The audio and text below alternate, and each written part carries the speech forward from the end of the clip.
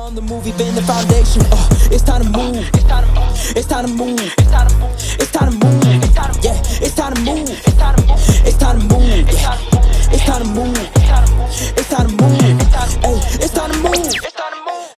Hello everyone, D here with DJR Union, and today we're going through another episode of DJR 3D, where today I'm going to be showing you one of my weird, whimsical, wacky decks, and today is going to be one of D's domesticated decks, and it's very domesticated because it involves a very animalistic nature to it. That's right, we're talking about Inosuke today. And not just any Inosuke, but an Inosuke card that I don't see get used often. And that's going to be this Inosuke right here. I don't know if it's showing up on the camera well enough, but if not, I'm going to put it up on the screen for you in editing, in post, as we do. But why would I sing about this card? Well, it's simple. It had an alternative art come out for it, and again, I don't see many people use it. When it comes to all art cards, they look really cool, so a lot of people want to play them. However, I don't see much use for this card. So what I did was I decided to try to make a deck that revolves entirely around this Inosuke card and see just what kind of wacky shenanigans it can get into.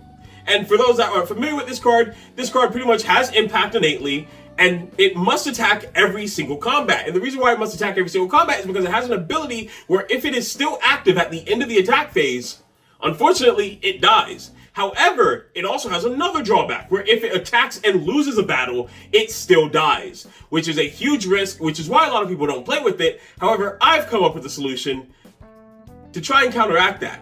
Also, why am I wearing this hat? I really, truly have no idea. So without further ado, let's see what this boar has in store. So let's start things off pretty simple. First things first, we're going to be running 4 Open Eyes.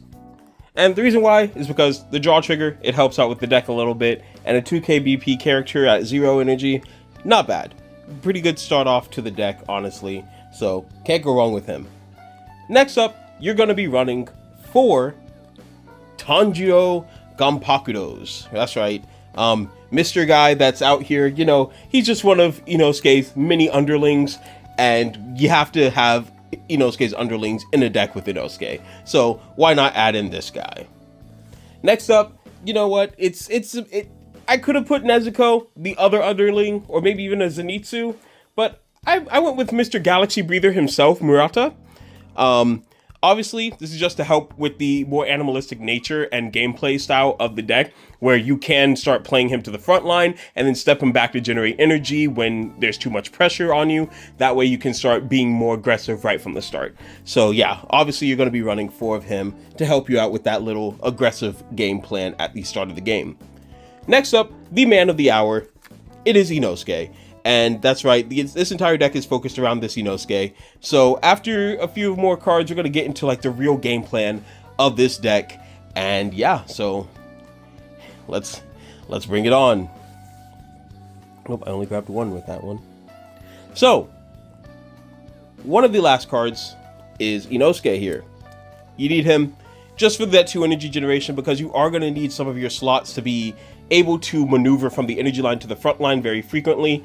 So because of that, we're going to have a 2 energy generator such as Inosuke here, because first of all, it's an Inosuke focused deck, so you kind of want to have Inosuke in the deck, but also that 2 energy generation and active trigger are going to be coming in very handy with this deck. So why not just go ahead and include 4 of him, because he is definitely going to be helping out your deck with that active aggressive gameplay that you're going to be following.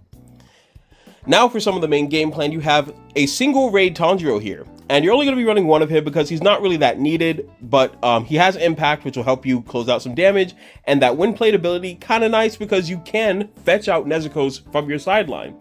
And I know what you're thinking, but there hasn't been a Nezuko yet, so what's the point of adding it in? Well, that's because we're also going to be running 3 raid Nezukos, not 4, only 3.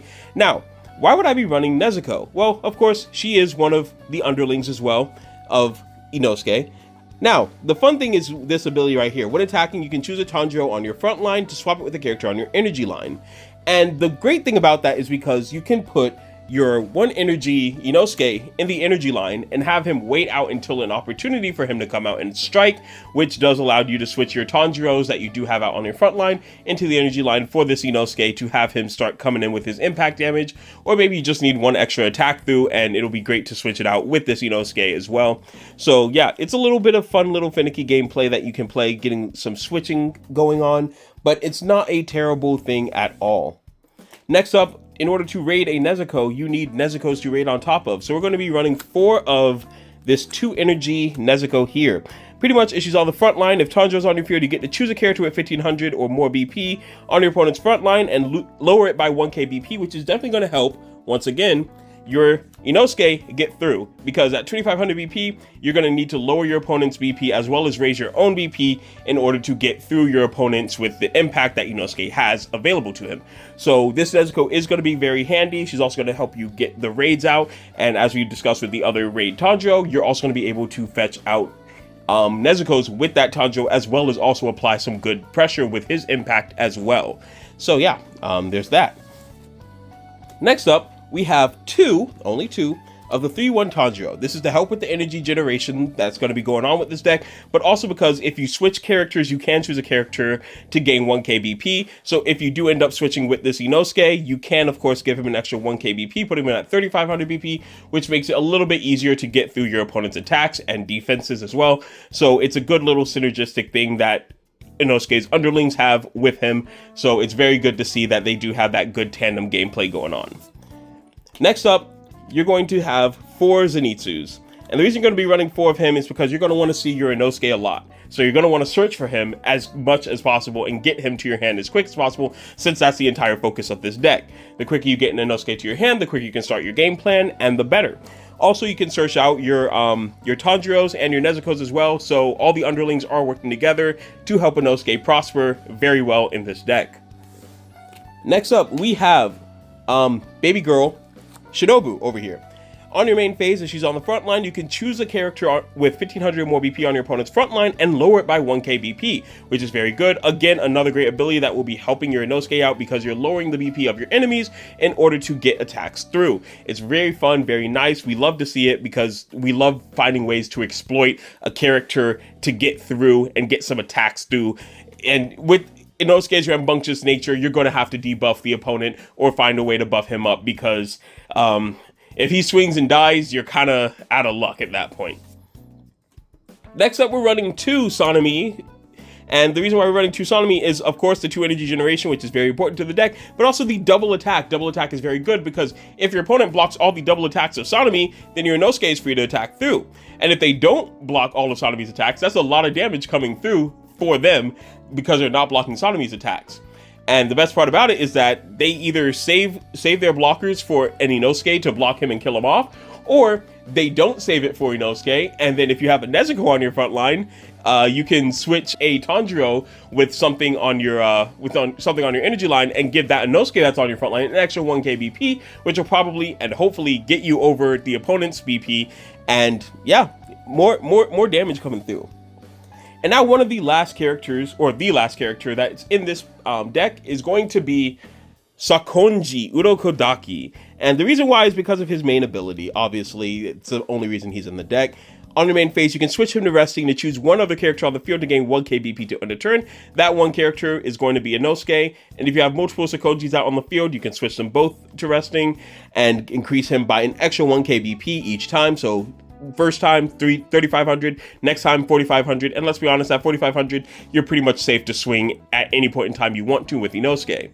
Now I know what you're thinking, what if you only have 1 Sakonji on the field and you need to get over a 4k BP character? Well, no need to fret, because we're also going to be running 4 2 slows. And what this card allows you to do is with your Sakonji, if you have it rested, you can choose a character on your opponent's front line, switch it to resting, then choose a Sakonji, switch it to active, which does allow you to once again activate the ability again to get your Inosuke up even more higher in his BP amount, as well as lower the amount of blockers your opponent has, therefore allowing more regular attacks that aren't Inosuke focused to slip through as well. So Sakonji is going to be a great mentor for Inosuke here. He's going to try to teach him how to calm down, and maybe he'll be a little bit quicker instead of being a little too slow. You know what I'm saying? Now, let's be honest, accidents happen. and Inosuke is very prone to accidents happening.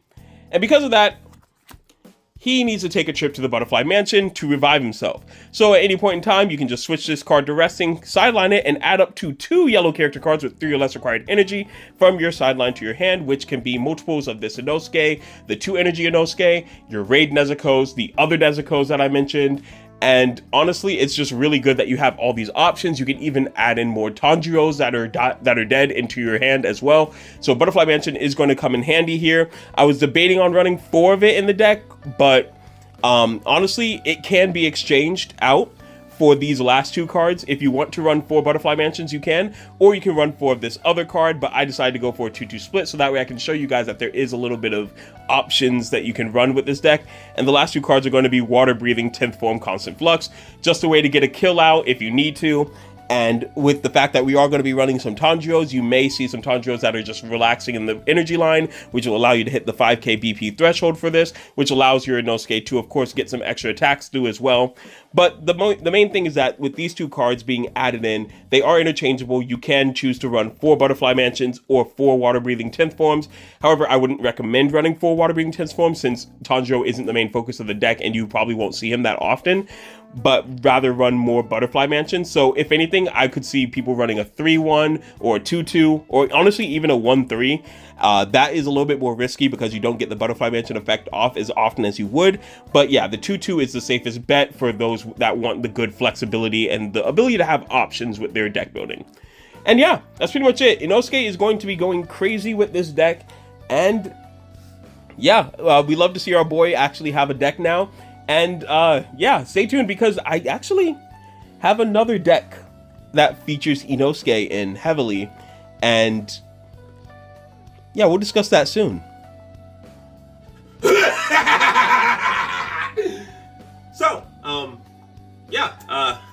that was the Inosuke deck. I hope you all enjoyed it. Let loose your inner animalistic side and try not to get domesticated like the deck entails. But we are going to end the video there because, I mean, that's all I have for you today. However, go out there, play with this deck, have some fun with it because, again, this is 3D. It's not super competitive. It's just for funs. So yeah, I hope you all enjoyed this video. Stay tuned because coming up soon, we do have more 3D coming out. And we also have some other news that's going to be announced very soon on the channel. And we're very excited to finally go ahead and share it with you guys.